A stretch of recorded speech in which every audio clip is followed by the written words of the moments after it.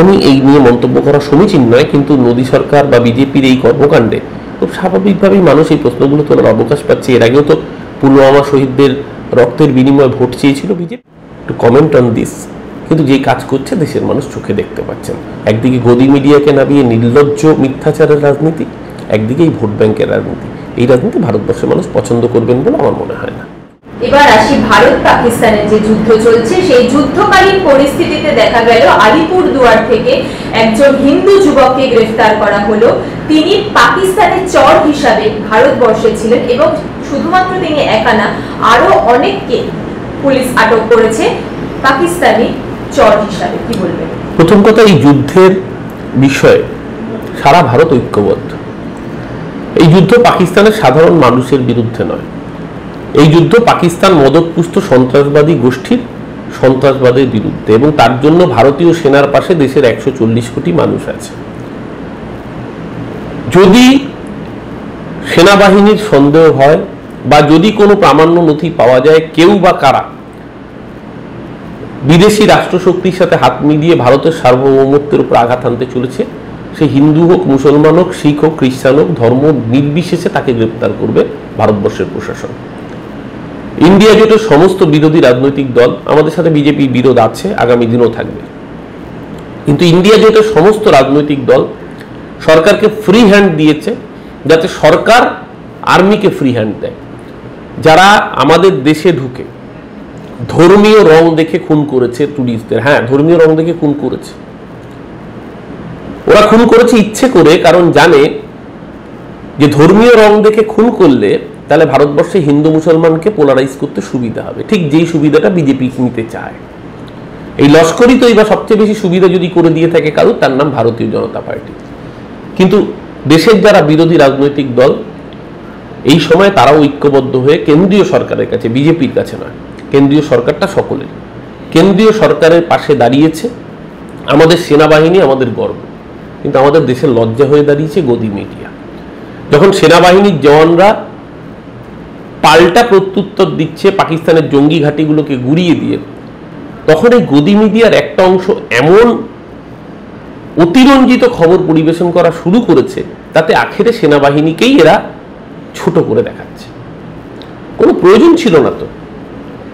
রাত্রিবেলা 10টার সময় লাহোর দখল হয়ে গেছে, 11টায় করাচি বন্দর তছনছ হয়ে গিয়েছে, পুরো ধর্ষীভূত হয়ে গিয়েছে, রাত 12টায় নাকি ইসলামাবাদ দখল হয়ে গিয়েছে, রাওয়ালপিন্ডি দখল হয়ে গিয়েছে, পরের দিন আবার রিজয়েন্ডার দিয়ে খবর তৈরি করতে হচ্ছে। কোনো প্রয়োজন আছে? অপেক্ষা করুন না।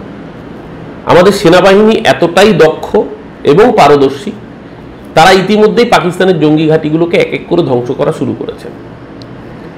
পাকিস্তান প্রত্যুত্তরে ভারতবর্ষের সাধারণ মানুষকে খুন করার রাজনীতি নিয়েছে। পুঞ্চে গুলি বর্ষণ করছে, বোমা বর্ষণ করছে, মর্টার দিচ্ছে, শেল ফাটাচ্ছে, রাজৌরিতে মারছে, অমৃতসর, পাঞ্জাবের মধ্যে একাধিক জায়গায়। আমরা চেষ্টা করেছি ভারতবর্ষের যে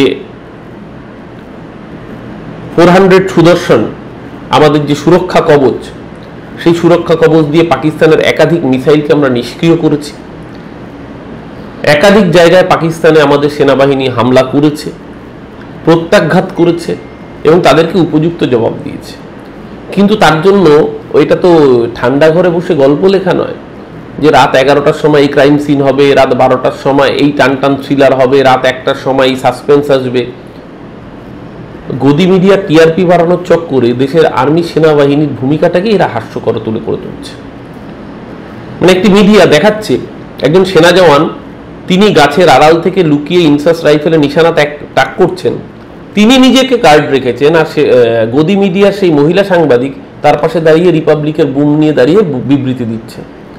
আরো হাস্যকর হচ্ছে ক্যামেরাম্যানের ভূমিকা। ওই ক্যামেরাম্যান, তার অ্যাঙ্গেলটা এমন যে ক্যামেরাম্যান আসলে তার ইনসাস রাইফেলের সামনে দাঁড়িয়ে ভিডিওটা শুট করছেন, মানে গুলিটা যদি চলে ক্যামেরাম্যানের বুকে গিয়ে লাগবে, আর ওই সাংবাদিক পাশে দাঁড়িয়ে বাইক নিচ্ছে, নেওয়ার মতো করে বুম নিয়ে বড় বড় করে লেকচার দিয়ে যাচ্ছে। এই যদি সাংবাদিকতার নমুনা হয়, তাদের মুখে অবশ্য সেনাবাহিনী আচ্ছা করে থাপ্পড়টা দিয়েছে। কদিন আগে যারা হিন্দু মুসলমানে ভাগ করতে চেয়েছিল, কুসুম কুসুম কিসের কুসুম, একই বৃন্তে দুইটি কুসুম লিখে কবি নজরুল ইসলাম তিনি অত্যন্ত অপরাধ করেছিলেন, তাদের গালে থাপ্পড় মেরে দিয়ে সেনাবাহিনীর পক্ষ পরে অপারেশন সিন্দুরের পরে যখন বিদেশ দপ্তরের পক্ষ থেকে সাংবাদিক সম্মেলন হয়। বিদেশ সচিব বিক্রম মিশ্রির দুপাশে দুই বীরাঙ্গনা ভারতীয় নারী থাকেন, ধর্ম দেখে নয়। ভারতবর্ষের সেনাবাহিনীর গর্ব তারা, সফিয়া কুরেশি এবং ভূমিকা সিং। ঠিক যেভাবে ঝন্টু আলী শেখ ওই পাকিস্তানি জঙ্গি গোষ্ঠীকে খতম করতে গিয়ে নিজের জীবন বিসর্জন দিয়েছেন,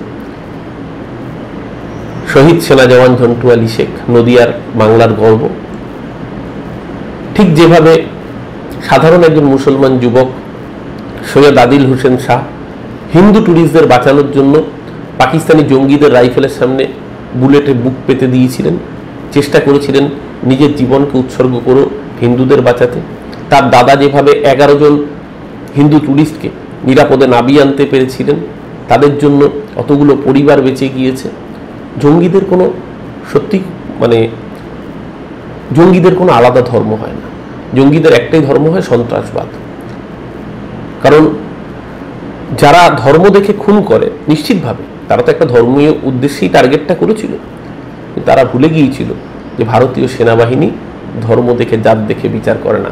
ভারতীয় সেনাবাহিনী যখন অ্যাটাক করে, একটা জায়গাতেই অ্যাটাক করবে, সন্ত্রাসবাদীদের ঘাঁটি। সেখানে কোন ধর্মের সন্ত্রাসবাদী আমাদের দেখার দরকার নেই। যারা আমাদের দেশকে টুকরো করতে চাইবে, ভারতীয় সেনা তাদেরকেই টুকরো করে রেখে দেবে।